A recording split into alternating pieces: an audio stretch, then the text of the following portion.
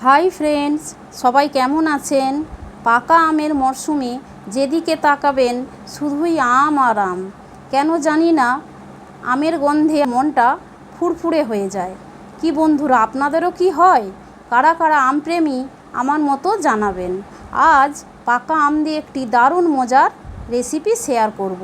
তো এই ডেজার্টটি যখনই ঠান্ডা ঠান্ডা তৈরি করে খাবেন, তখনই মন প্রাণ দিল খুশ হয়ে যাবে। বানানো ভীষণই সহজ আর খুব কম সময়ে হয়ে যায়। এই রেসিপিটি বানাতে লাগবে সাবুদানা। আমি এখানে 100 গ্রাম সাবুদানা নিয়েছি, ছোট দানা হলে ভালো হয়। এবার আমি খুব ভালো করে ধুয়ে মিনিট 5 জন্য রেখেছিলাম। অপর একটি কড়াই ওভেনে বসিয়ে আমি পর্যাপ্ত জল ঢেলে অনবরত নেড়ে ফুটিয়ে নেব 2 মিনিটের মতো। যখন দেব কালারটা ট্রান্সপারেন্ট হয়ে যাচ্ছে, তখন ওভেন থেকে নামিয়ে আমি স্ট্রেন করে নেব ঠান্ডা জল মিশিয়ে। এতে করে আঠালো ভাবটা একেবারে চলে যাবে।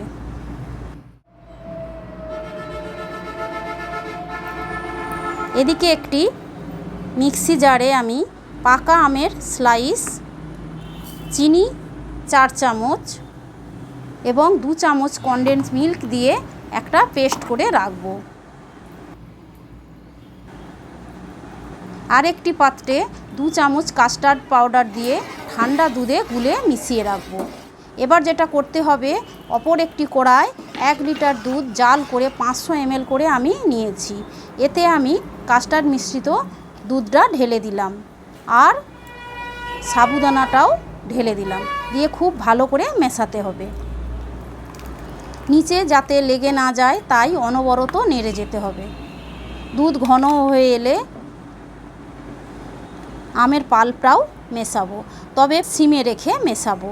দেখুন কি দারুণ লাগছে মিশ্রণটা, দর্শনে ভোজন হয়ে যায় দেখলে।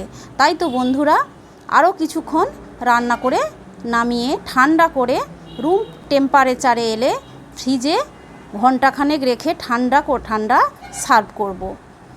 এবার ওপর থেকে আমি আমের কিউব দেব। তো আমটা আমি স্লাইস করে দেখুন কেটে নিচ্ছি ডেকোরেশনের জন্য। ওহো, সবাই ফিদা হয়ে যাবে এই গরমে যদি এই ঠান্ডা ঠান্ডা ডেজার্টটি পায়। তো ভালো লাগলে রেসিপিটি অবশ্যই লাইক দেবেন, কমেন্ট করবেন, শেয়ার দেবেন বন্ধুবান্ধবদের। আর যদি আপনি নতুন বন্ধু হন চ্যানেলে, টুক করে একটা সাবস্ক্রাইব করে বেল নোটিফিকেশন দাবিয়ে দেবেন নতুন রেসিপির আপলোড পেতে। সবার সুস্থতা কামনা করি, সবাই খুব ভালো থাকবেন। টাটা।